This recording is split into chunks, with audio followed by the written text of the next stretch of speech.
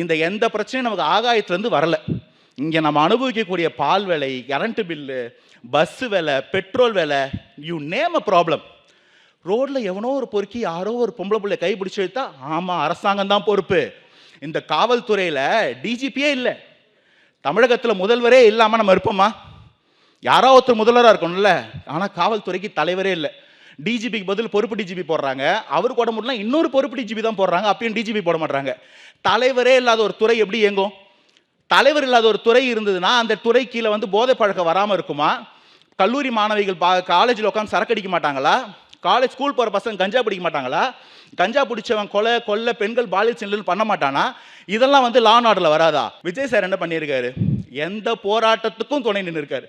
அவர் துணை நில்லாத ஒரு போராட்டம், ஒரு பிரச்சனை தமிழ்நாட்டில் கிடையாது. தூத்துக்குடி துப்பாக்கி சூட்லேருந்து, தங்கை அனிதா மரணத்தில் இருந்து, நம்மளுடைய நீட் போராட்டத்திலேருந்து, நாகை மீனவர் போராட்டத்திலேருந்து, ஈழப் போராட்டம் வரைக்கும், ஈழத்தில் நடந்த படுகொலைக்கு எதிராக போராட்டம் நடத்தினதுலேருந்து, ஜல்லிக்கட்டில் நான் உட்காந்துருந்த அந்த வேலை பின்னாடி மூஞ்சில் கட்சிஃப் கட்ட உட்காந்த மனுஷன்.